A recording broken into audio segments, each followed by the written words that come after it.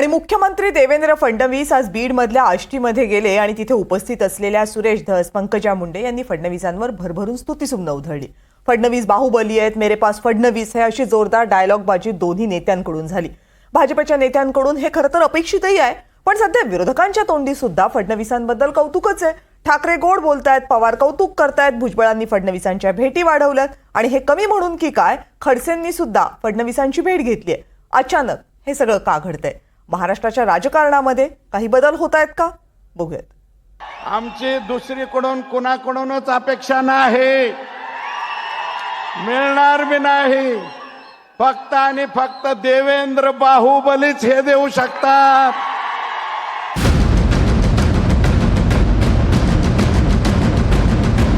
देवेंद्र बाहुबली। महाराष्ट्राचं राजकारण सध्या याच बाहुबली भोवती फिरतंय।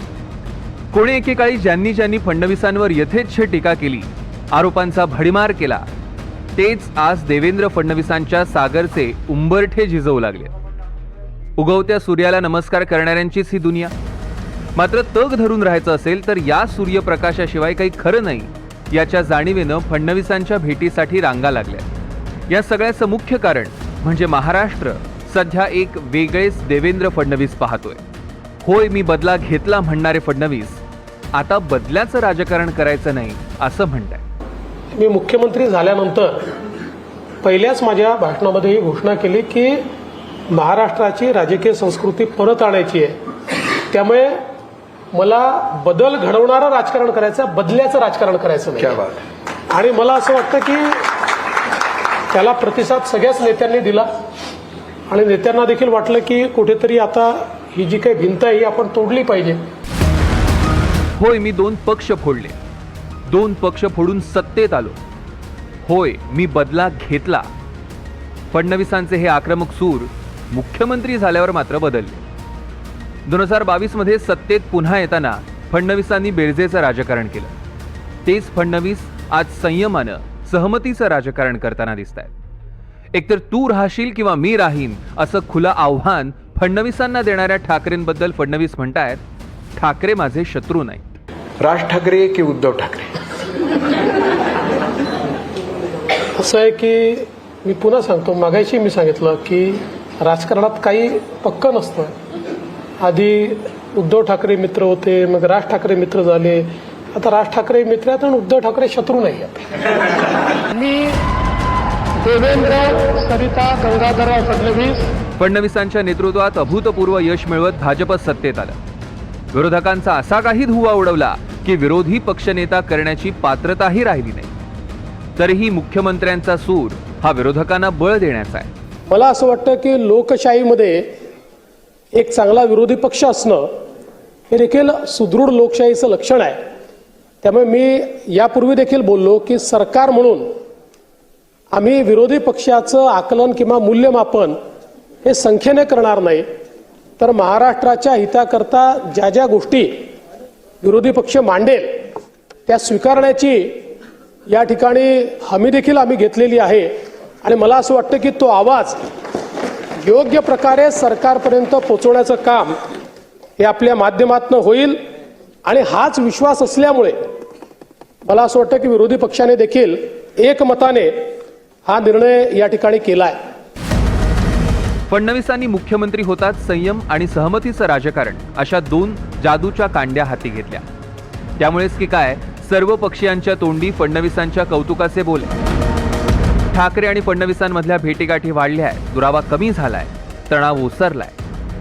भुजबळ स्वतःच्याच पक्षातल्या नेत्यांनाही भेटत नसतील तितक्या वेळा फडणवीसांना भेटताय।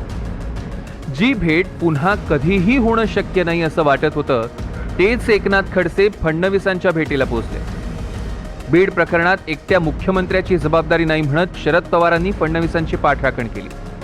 अकेला देवेंद्र क्या करेगा म्हणणाऱ्या सुप्रिया सुळे एकटे फडणवीसच काम करतायत म्हणून प्रशस्ती पत्रक देत आहेत। फडणवीसांबद्दल दबक्या आवाजात धुसफूस व्यक्त करणाऱ्या पंकजा मुंडेंना फडणवीसांबद्दल ममत्व वाटतंय।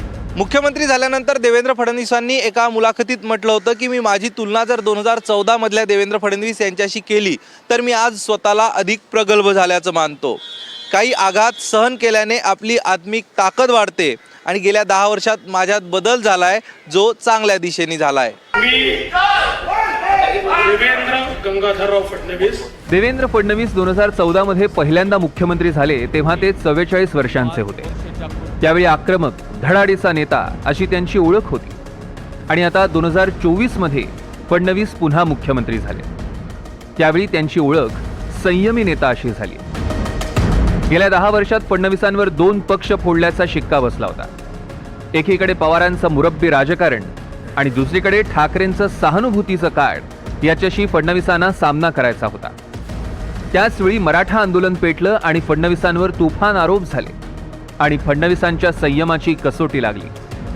याच काळात फडणवीसांनी उपमुख्यमंत्री पदावर काम केलं आणि पक्षादेशानंतर एक पाऊल खाली उतरलेले फडणवीस आणखी प्रगल्भ झाले. लोकसभा निवडणुकीतल्या अपयशानंतर मला मोकळं करा म्हणत शस्त्र टाकायच्या तयारीत असलेल्या फडणवीसांनी अख्खी बाजी पलटवली. खरं म्हणाल तर मूळ स्वभाव रोखणं हे कठीण आहे. नाना पाटेकरांनी सुद्धा श्री देवेंद्र फडणवीस यांना जाहीरपणे सल्ला दिला होता की भाषणाच्या वेळेला एवढी आक्रमक भाषाशैली आणि देहबोलीची खरोखरच गरज आहे. पण देवेंद्र फडणवीस यांनी आपण बदललोय हे सांगत असताना ज्या पद्धतीचे आता प्रशासकीय बदल केलेत तेही पाहण्यासारखे आहेत.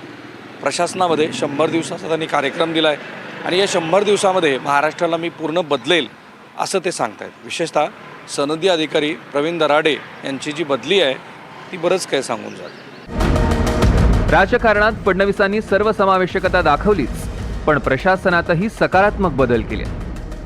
सध्या मुख्यमंत्री फडणवीसांकडे मजबूत बहुमत असलं तरी 3ही पक्षांमध्ये समन्वय ठेवून सरकार चालवायचं आहे. अजित पवारांच्या राष्ट्रवादीशी जुळवून घ्यायचंय, सतत नाराज होणाऱ्या शिंदेंची समजूत घालायची आहे आणि त्याच वेळी विरोधकांशीही सामना करायचा आहे. अशा वेळी डोक्यावर बर्फ आणि जिभेवर साखर अशा भूमिकेत फडणवीस दिसत आहेत. स्थानिक स्वराज्य संस्थांच्या निवडणुका तोंडावर असताना शांत राहून डावपेच आखण्याच्या तयारीत फडणवीस आहेत. फडणवीसांची ही राजकीय परिपक्वता असेल किंवा रणनीती, देवेंद्र फडणवीसांमधला हा बदल चांगला आहेच, पण गेल्या काही काळ गढूळ झालेल्या महाराष्ट्राच्या राजकारणाची पुढची दिशा ठरवणार आहे. संयम आणि सहमतीच्या मदतीनं फडणवीस शांतीत क्रांती करण्याच्या तयारीत दिसत आहेत. राहुल कुलकर्णीसह ब्युरो रिपोर्ट, NDTV मराठी.